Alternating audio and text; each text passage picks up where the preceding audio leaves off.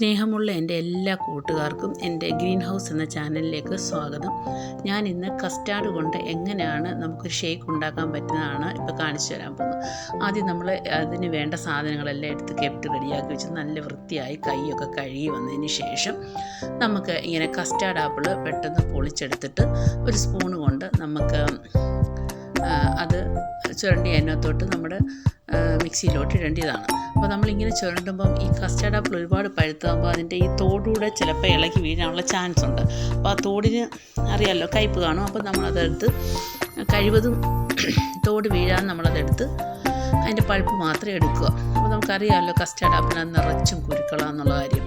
അപ്പോൾ നമുക്കിതിൻ്റെ main aim അതിൻ്റെ കുരു നമുക്ക് മാറ്റണം എന്നുള്ളതാണ്. അപ്പോൾ നമുക്ക് ആവശ്യമായിട്ടുള്ള കസ്റ്റാർഡ് ആപ്പിൾ, അതായത് ഒരു 3-4 ഗ്ലാസ് ഷേക്ക് ഉണ്ടാക്കുന്നതിന് ഒരു 2-3 കസ്റ്റാർഡ് ആപ്പിളിൻ്റെ ആവശ്യമുള്ളൂ. അപ്പം നമ്മളതെല്ലാം കൂടെ എടുത്തിട്ടിട്ട് ജസ്റ്റ് ഒരു 2 റൊട്ടേഷൻ, അപ്പോൾ ഇങ്ങനെ 2 റൊട്ടേഷൻ ആകുമ്പോഴത്തേക്കിന് അതിനകത്തെ പൾപ്പിൽ നിന്ന് കുറച്ചൊക്കെ കുരുക്കളൊക്കെ നമുക്ക് വേറിട്ട് വരും. അപ്പോൾ ഈ വേറിട്ട് വരുമ്പോൾ നമുക്കൊരു ചെറിയ സ്പൂണ് വെച്ച് നമുക്ക് അതിനകത്തുള്ള കറുത്ത കുരുക്കളൊക്കെ എടുത്ത് മാറ്റി പെട്ടെന്ന് മാറ്റാനായിട്ട് സാധിക്കും. പിന്നെ അതുപോലെ തന്നെ ഇപ്പം നമ്മളിപ്പം ചാനലൊക്കെ തുടങ്ങുമ്പോൾ ഇത് കാണിക്കുമ്പോൾ നല്ല ഫ്രഷായിട്ടൊക്കെ അല്ലേ കാണിക്കാൻ പറ്റും. നമ്മളിപ്പോൾ കുരുകളൊക്കെ ഇങ്ങനെ എടുത്ത് മാറ്റിയാൽ തന്നെയും ചില കുരുക്കളുണ്ട്, അതിനകത്ത് കുറച്ചുകൂടെ മാംസളം പറ്റി പിടിച്ചിരിക്കും. അപ്പോൾ അതിനകത്ത് കിടന്ന് ഒരെണ്ണം പോലും അരഞ്ഞാൽ അപ്പോൾ അതിൻ്റെ ടേസ്റ്റ് വ്യത്യാസം കപ്പ അറിയാൻ പറ്റും. അത് കാരണം കൈയൊക്കെ വാഷ് ചെയ്തിട്ടുണ്ടെങ്കിൽ നമുക്ക് ആ പൾപ്പിൽ നിന്നും കുറച്ചൊക്കെ നമ്മുടെ കൈ കൊണ്ട് തന്നെ ലാസ്റ്റ് ഞാനൊന്ന് നെക്കി എടുത്തിട്ടുണ്ട്. പക്ഷേ വീഡിയോ കാണുമ്പോൾ അതൊന്നും ചെയ്യാൻ പറ്റില്ലല്ലോ. അപ്പോൾ ആദ്യത്തെ തന്നെ നമുക്ക് കൂടുതൽ അന്നേരം പെട്ടെന്ന് പൾപ്പ് മൊത്തം അത്രയും കിട്ടും. അല്ലെങ്കിൽ നമുക്ക് ഇത്രയും പൾപ്പ് കിട്ടത്തില്ല, നമ്മൾ അത്രയും കുരുകൂടെ കളഞ്ഞു കഴിഞ്ഞാൽ.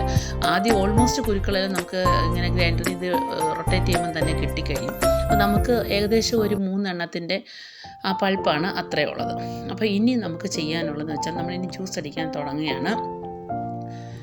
അപ്പോൾ മിക്സി എടുക്കുന്നു, ആ ജ്യൂസ് അടിക്കുന്നതിൻ്റെ ജാർ എടുക്കുന്നു, ഈ പൾപ്പെല്ലാം കൂടെ നമ്മൾ അതിനകത്തോട്ട് ഇടുന്നു. എന്നതിന് ശേഷം നമുക്ക് ആവശ്യത്തിന് പഞ്ചസാര ഇടുന്നവർക്ക് പഞ്ചസാര ഇടാം. കാരണം പഴുത്ത കസ്റ്റാർഡ് ആപ്പിളാകുമ്പോൾ അതിനകത്ത് ഓൾറെഡി ടേസ്റ്റ് ഉണ്ട്. പിന്നെ കുട്ടികൾക്ക് അതിൻ്റെ ടേസ്റ്റ് കുറച്ചുകൂടെ മധുരം മുന്തി നിൽക്കണം എന്നുള്ളത് കൊണ്ട് അപ്പോൾ നമ്മൾ കുറച്ച് പഞ്ചസാര ഇടുന്നു. അതുപോലെ തന്നെ പഴം നമുക്ക് ഞാലിപ്പൂവനാണെങ്കിൽ ഇടാം, പാളാന്തോടനാണെങ്കിലും ഇടാം.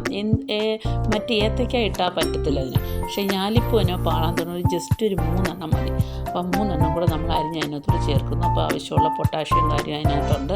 നമുക്കറിയാമല്ലോ ഈ കസ്റ്റാർഡ് ആപ്പിളിനകത്ത് ഒരുപാട് കൊബേലാമൈൻ എന്ന് പറഞ്ഞൊരു സാധനം അടങ്ങിയിട്ടുണ്ട്. അത് നമ്മുടെ മുട്ട്, കൈകാല് കഴപ്പിന് നല്ലതാണ്. ഈ തണുത്ത കാലാവസ്ഥകളിൽ ഈ ഒരു ജ്യൂസ് കുടിച്ചാൽ നമ്മുടെ കൈകാല് കഴപ്പൊക്കെ മാറിക്കിട്ടും. അതുപോലെ തന്നെ കുറച്ച് ആവശ്യത്തിനുള്ള പഞ്ചസാര, ഞാൻ ഒരുപാട് ഇട്ടിട്ടില്ല, കുറച്ച് പഞ്ചസാര. അതിനുശേഷം നമ്മൾ പാലെടുക്കുന്നു. ഒരു കവർ പാല് നമ്മൾ ഫ്രീസറിൽ നേരത്തെ വെച്ചിട്ടുണ്ട്, നേരത്തെ എടുത്ത് വെച്ചിരുന്നു. നമുക്ക് എപ്പോഴും ജ്യൂസ് അടിക്കാൻ നമുക്കറിയാമല്ലോ. നമ്മളൊരു കവർ പാലെടുക്കും, അതിനെ നമ്മൾ പൊട്ടിച്ചൊഴിക്കുന്നു. പക്ഷേ കുറച്ചൊക്കെ ഐസ് കട്ട വേണം കേട്ടോ. എന്ന് വെച്ചാൽ എല്ലാം അങ്ങ് പാലായി വരരുത്, കുറച്ച് ഐസ് അതിനകത്ത് കാണണം. അത് നമ്മൾ കട്ട് ചെയ്ത് കുറച്ച് കൈ കൊണ്ട് ഞെക്കിപ്പിടി അതിനകത്തോട്ട് നമ്മൾ ആ കവറിൽ തന്നെ ഒന്ന് ഞെക്കിപ്പിടി അത് പൊടിഞ്ഞു വരും. അങ്ങനെയുള്ള പാലായിരിക്കണം നമുക്ക് ഷേക്ക് അടിക്കാൻ നല്ലത്. നമുക്ക് ഞാൻ പറയാതെ തന്നെ നിങ്ങൾക്കറിയാമല്ലോ. അപ്പം അങ്ങനെ അത്രയും ചെയ്തു. അപ്പോൾ എപ്പോഴും നമ്മുടെ കൈ എപ്പോഴും നീറ്റായിട്ടിരിക്കണം, വൃത്തിയുള്ള പ്രതലത്തിലായിരിക്കണം ജ്യൂസ് ചെയ്യേണ്ടത്. കുട്ടികൾക്കെല്ലാം കൊടുക്കാനുള്ളതാണ്. അപ്പം ലാസ്റ്റ് പിന്നെ നമ്മൾ ഈ പൾപ്പെടുത്ത ആ പാത്രത്തിൽ നമ്മളെടുത്ത് തിരിച്ച് ഇങ്ങോട്ട് ജ്യൂസുകളിലോട്ട് ഒഴിക്കുന്ന പാത്രത്തിൽ കുറച്ച് പൾപ്പ് കാണുക. നമ്മൾ പൾപ്പ് അതിനകത്ത് കഷ്ടപ്പെട്ട് എടുത്തതാണ്. അപ്പോൾ അതുകൂടെ കുറച്ച് കഴുകി നമുക്ക് ആവശ്യത്തിനുള്ള വെള്ളം, അതായത് 4 ഞാൻ പറഞ്ഞ 3 എണ്ണം എടുത്താൽ 3 പഴം കൂടി ഇട്ട് കഴിഞ്ഞാൽ 4 പേർക്ക് ശരിക്കും കുടിക്കാനുള്ളത് കാണും. കുറച്ചുകൂടെ 4 ആപ്പിൾ എടുത്താൽ ഒരു 5 പേർക്ക് കാണും. അങ്ങനെ രീതിയിൽ ചെയ്യുക. പിന്നെ നമ്മൾ എപ്പോഴും ചെയ്യാറുള്ള വാനില ഐസ്ക്രീം, ആ വാനില ഐസ്ക്രീം 2 സ്പൂൺ മാത്രം ഇട്ടാൽ മതി. ഈ വാനില ഐസ്ക്രീം അതുണ്ടെങ്കിൽ എപ്പോഴും ഷേക്കിന് നല്ലതാണ്. നമുക്ക് വാനിലയുടെ എസൻസ് നമ്മൾ വാങ്ങേണ്ട ആവശ്യമില്ല. കാരണം എനിക്കതിൻ്റെ എസൻസ് 1, 2, 3 തുള്ളി ഒഴിക്കണം എന്നൊക്കെ പറയും. പക്ഷേ അതൊക്കെ കൂടിപ്പോയി കഴിഞ്ഞാൽ എനിക്കതിൻ്റെ ടേസ്റ്റ് ഒന്നും വലിയ ഇഷ്ടമല്ല. എൻ്റെ വീട്ടിലുള്ളവർക്ക് അധികം ഇഷ്ടമല്ല. എന്നാലും വാനിലയുടെ ഒരു ഐസ്ക്രീമിൻ്റെ ഒരു ഇതുള്ളതുകൊണ്ട് നല്ല ഒരു പ്രത്യേക ടേസ്റ്റ്, അതൊരു ഫ്ലേവർ നിൽക്കും. ചിലവർ ഏലക്ക ഇടാറുണ്ട്, പക്ഷെ അതിൻ്റെ ഒന്നും ആവശ്യമില്ല, ഇത് മാത്രം മതി. എന്നിട്ട് നമ്മൾ മിക്സിയിൽ നല്ല ഓണം അരയ്ക്കുക. കാരണം അതിനകത്ത് കുരുവില്ലല്ലോ. അപ്പോൾ നമ്മൾ ഇച്ചിരി പതപ്പിച്ച് തന്നെ അടിച്ചെടുക്കുക. ഒരു 2 സെക്കൻഡ് കൊണ്ട് നമ്മൾ അടിച്ചെടുക്കും. അടിച്ചെടുത്ത് കഴിഞ്ഞിട്ട് നമ്മൾ വൃത്തിയുള്ളൊരു ഗ്ലാസ്സിനകത്ത് നമ്മളത് പൾപ്പെല്ലാം കൂടെ അടിച്ച് നല്ല അടിപൊളി ഷേക്കായിട്ട് നമ്മൾ ഒഴിക്കുന്നു.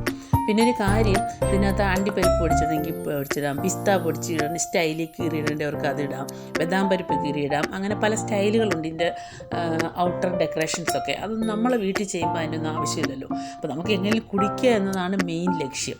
നമ്മളത് ജ്യൂസൊക്കെ ഉണ്ടാക്കി കഴിഞ്ഞു. നിങ്ങൾ ലൈക്ക് ചെയ്യുക, സബ്സ്ക്രൈബ് ചെയ്യുക, ഷെയർ ചെയ്യുക.